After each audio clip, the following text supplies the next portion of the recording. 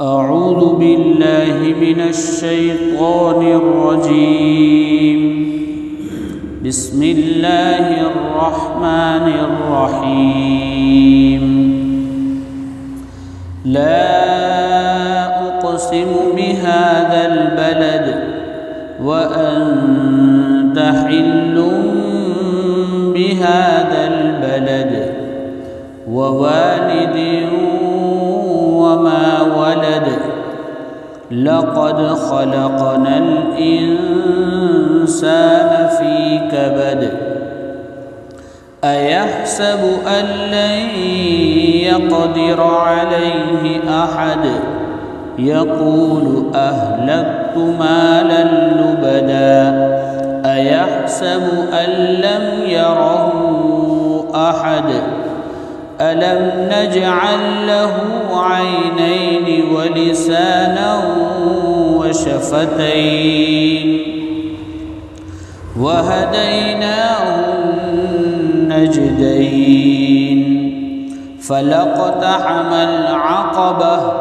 وما أدراك ما العقبة فك رقبة أو إطعام في يوم ذي مسغبة يتيما ذا مقربة أو مسكينا ذا متربة ثم كان من الذين آمنوا وتواصوا بالصبر وتواصوا بالمرحمة أولئك أصحاب الميمنة والذين كفروا بآياتنا هم أصحاب المشأمة عليهم نار مؤصدة.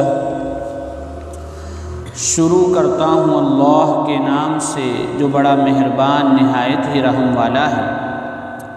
میں اس شہر یعنی مکۃ المکرمہ کی قسم کھاتا ہوں. آپ اس شہر میں حلال ہو کر داخل ہونے والے ہیں اور والد کی قسم اور اولاد کی قسم، بے شک ہم نے انسان کو اس حالت میں پیدا کیا ہے کہ وہ مشقتوں میں رہتا ہے. اَيَحْسَبُ أَن لَّن يَقْدِرَ عَلَيْهِ أَحَدٌ، کیا انسان یہ سمجھ رہا ہے کہ اس پر کوئی قادر نہیں؟ وہ کہتا ہے کہ میں نے تو بہت سارا مال لٹایا. کیا وہ یہ سمجھ نہیں رہا ہے؟ کیا وہ یہ سمجھ رہا ہے کہ اس کو کوئی دیکھ نہیں رہا ہے؟ کیا ہم نے اس کو دو آنکھیں نہیں دی؟ کیا ہم نے اس کو زبان نہیں دی؟ کیا ہم نے اس کو دو ہونٹ نہیں دیے؟ اور ہم نے اس کو دو راستے بتلا دیے؟ کیا پھر وہ دشوار گزار گھاٹی سے، سخت راستے سے نہیں گزرا؟ اس گھاٹی پر وہ نہیں چڑھا؟ اور آپ کو کچھ معلوم ہے کہ وہ گھاٹی کیا چیز ہے؟ وہ گھاٹی یہ ہے کہ غلام کو آزاد کرانا ہے، اور بھوک مری کے دن میں یتیم جو رشتہ دار ہو اور بالکل محتاج مسکین ہو اس کو کھلانا ہے. پھر وہ لوگ جو ایمان لائے اور صبر کی ایک دوسرے کو تلقین کرتے ہیں اور رحمت کی مہربانی کی وصیت کرتے ہیں، یہ لوگ داہنے والے ہیں یعنی جنت والے ہیں. اور جنہوں نے ہماری آیتوں نشانیوں کو ٹھکرایا، انکار کیا، یہ بائیں والے یعنی دوزخ والے ہیں، ان پر دوزخ بالکل بند کر دی جائے گی. یہ سورہ بلد ہے، مکہ میں اتری ہے. یہ ہمارے قرآن شریف کی ترتیب جو ہے اس میں 90 نمبر پر ہے، اور اترنے کا نمبر اس کا 35واں نمبر ہے. مکہ میں جتنی صورتیں اتری اس میں 35ویں نمبر پر یہ اتری ہے. 20 آیتیں ہیں، ایک رکوع ہے. آیت 20 ہے، لیکن آج ہمیں 4 آیتوں پر بات کرنی ہے. اس کا اگلی صورت یعنی اس سے پہلے جو سورہ فجر ہے اس سے اس کا کانٹیکٹ کیا ہے؟ حضرت مفتی سعید صاحب رحمۃ اللہ علیہ فرماتے ہیں کہ گزشتہ صورت میں مالدار لوگوں کو، اچھی حالت والے لوگوں کو 2 آسان کام دیے تھے۔ ایک تو کام ان کو یہ دیا تھا کہ یتیم کی عزت کرنا ہے۔ کیا کام دیا تھا؟ کہ جن کو اللہ نے صاحب حیثیت بنایا ہو اسے کیا کرنا چاہیے؟ اگر معاشرے میں، سماج میں کوئی یتیم ہو تو اس کو رسپیکٹ دینا چاہیے، عزت کرنی چاہیے اس کی۔ اور دوسرا کام بتایا تھا کہ عام حالات میں جس کو کچھ ضرورت ہے اس کو کچھ کھلانا چاہیے۔ یہ 2 کام تھے جو آسان تھے۔ اس صورت میں جو صاحب حیثیت لوگ ہیں ان کو 2 تھوڑے مشکل کام دیے گئے۔ ایک کام تو یہ کہ غلام کو چھڑانا۔ اب اس زمانے کے اعتبار سے کہہ لیجئے کہ بھئی قیدیوں کو جو بے قصور جیلوں میں یا باقصور ہے لیکن زیادہ سزائیں مل رہی ہے ان کو وہاں سے نجات دلوانا، ضمانت دلوانا۔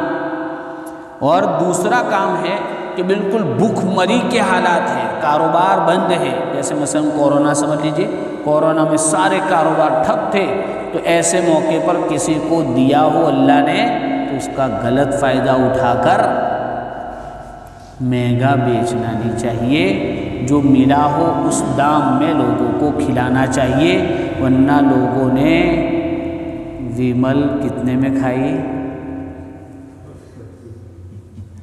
کیا الیاس بھائی؟ 25 روپے کی۔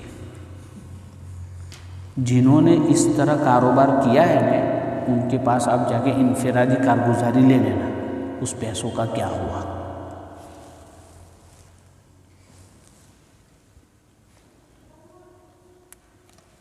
میں اور آپ نے دیکھ سکتے اس مالک کی نہ سونے والی آنکھ ہمیشہ دیکھتی ہے۔ تو یہ کام بتایا گیا۔ بہرحال اب ہم دیکھتے ہیں سورت کو۔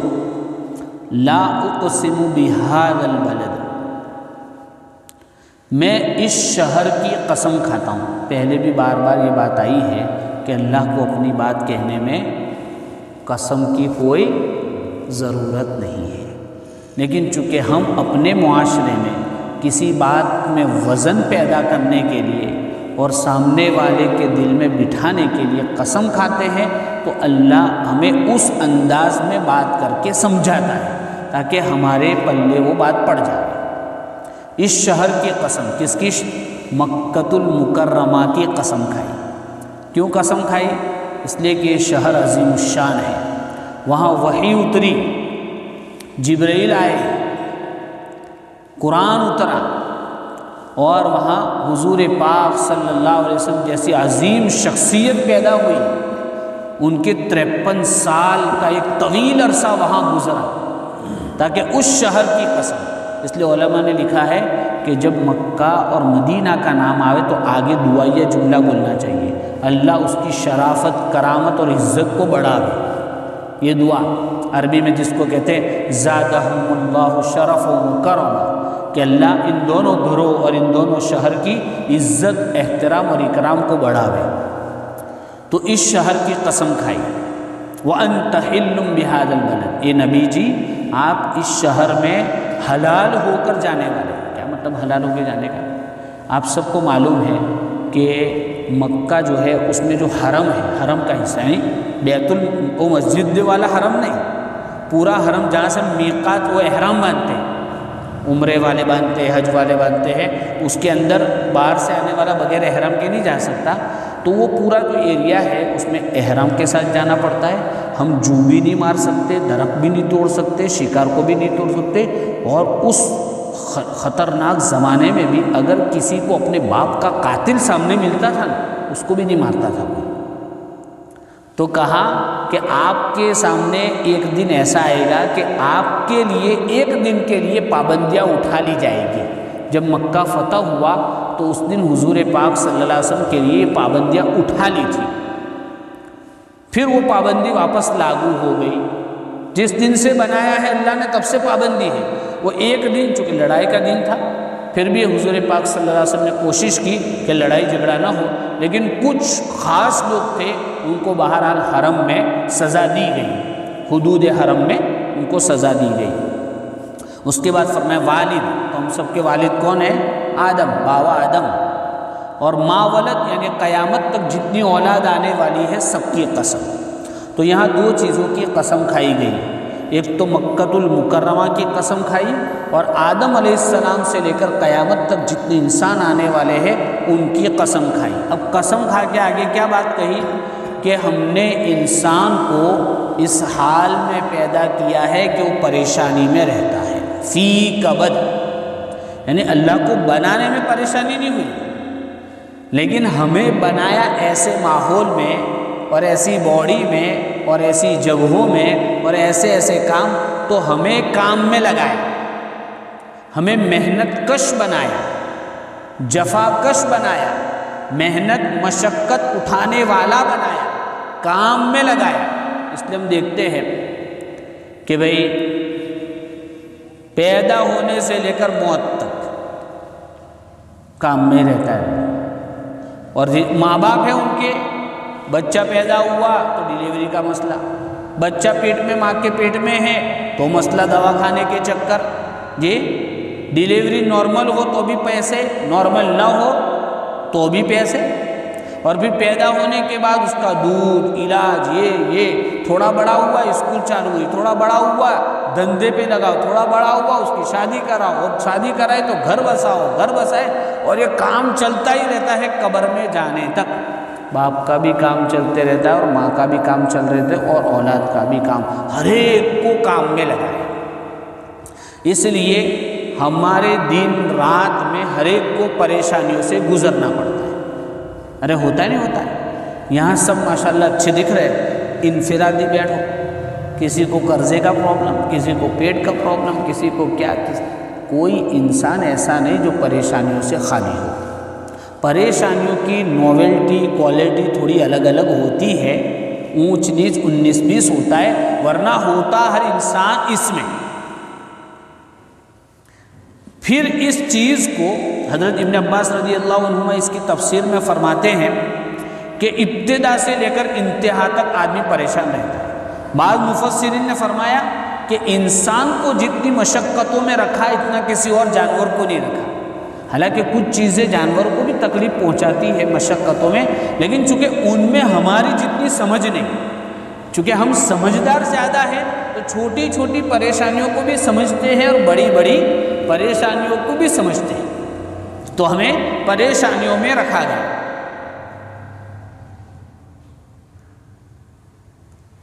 تو اب جب پریشانیوں میں رکھا ہے تو پریشانی میں تو رہنا ہی رہنا ہے، کچھ نہ کچھ مشقت۔ تو آدمی کی عقل مندی کا تقاضا یہ ہے کہ مشقت ایسے کاموں میں اٹھاوے جو ہمیشہ کام آنے والے ہیں،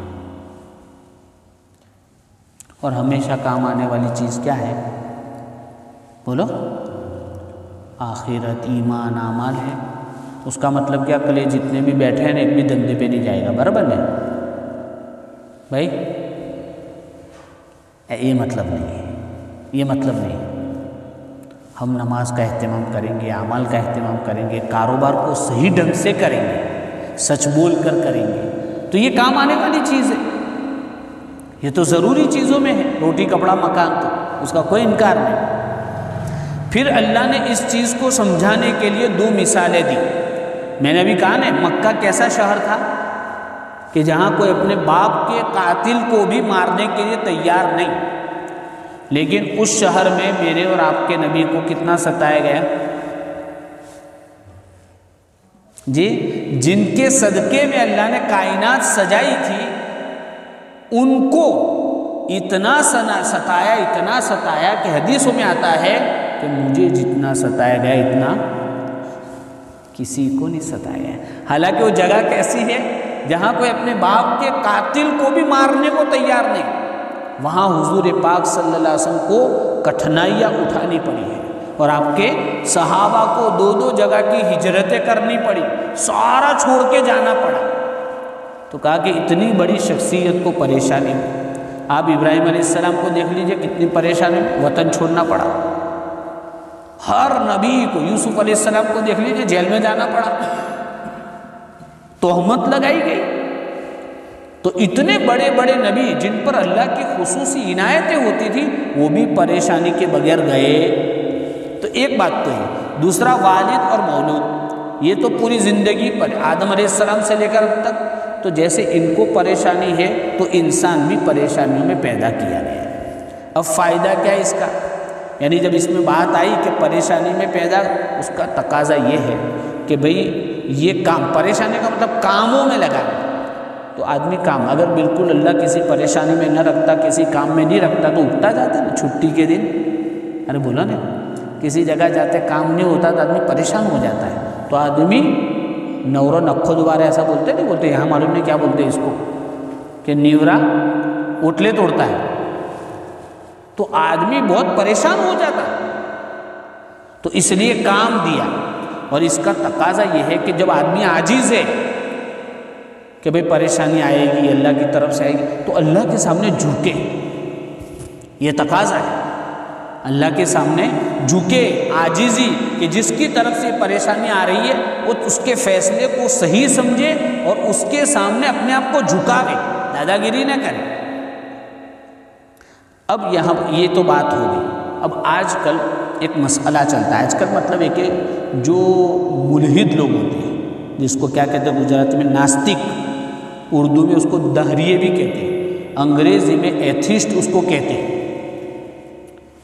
یعنی جو خدا کو نہیں مانتے، لبرل ہوتے ہیں، وہ ایک مسئلہ اٹھاتے ہیں، بھئی ہم سب کو پریشانیاں ہوتی نہیں ہوتی، تاکہ اللہ تو رحمان ہے، رحیم ہے، تو اس کو لوگوں کو بیمار پڑنے سے کیا ملتا ہے؟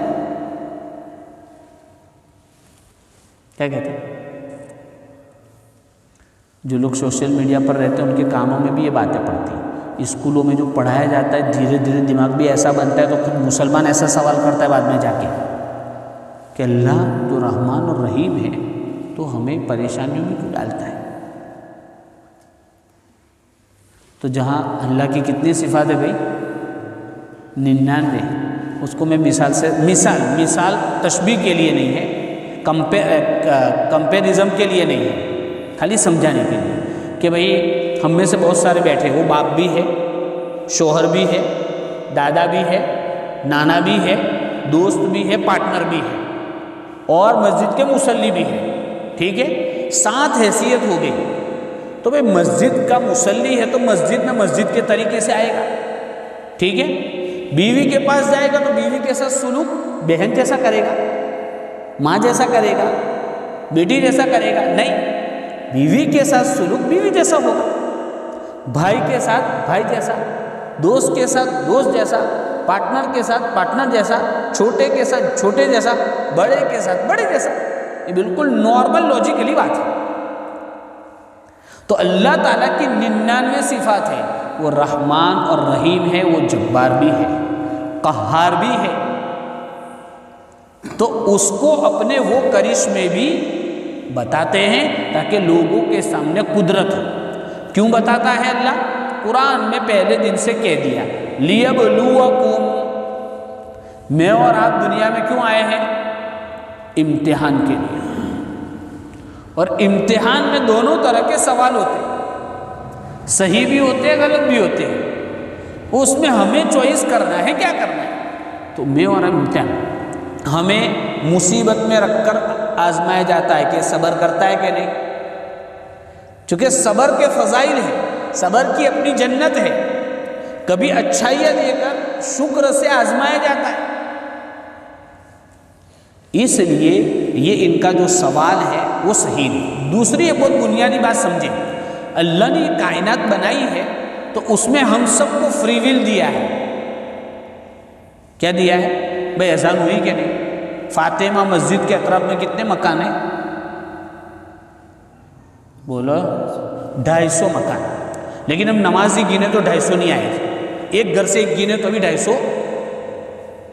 اور جو آئے تو کیا ان کو کوئی ان پکڑ کے لایا جی؟ اور جو نہیں آیا ان کو کوئی پکڑ کے رکھا تھا کسی نے؟ بولیے. سب اپنے اختیار سے آئے، توفیق اللہ نے دی، لیکن آئے اپنے پیر سے چل کے آئے نہیں. جی تو یہ طاقت دی. تو ایسے ہی اللہ نے ہر انسان کو ہر قسم کی طاقت دے رکھی ہے. تو کوئی شخص اپنے طاقت کو استعمال کر کے ظلم کرتا ہے. اب اگر اللہ اس سب کو پکڑ لے کہ کوئی ظالم ہی نہ ہو تو آدمی کے پاس طاقت کہاں رہی, فری ول کہاں رہا, پھر امتحان کیسا؟ بھائی مجھے اور آپ کو جب امتحان دینے کے لیے بٹھایا جاتا ہے تو ہمارے پاس قلم ہوتا ہے, کاغذ ہوتا ہے, سپلیمنٹری ہوتی ہے, ہمیں حق ہوتا ہے کہ 2 گھنٹے میں جو لکھنا ہو لکھو, پھر نتیجہ ان کے ہاتھ میں ہے. تو ایسے دنیا میں ہم امتحان گاہ میں آئے ہیں تو ہمیں امتحان میں رکھا ہے. اچھائی کی حالت میں شکر کرنا ہے, برائی کی حالت میں صبر کرنا ہے, اور دونوں کی اپنی اپنی جنتوں میں درجے ہیں.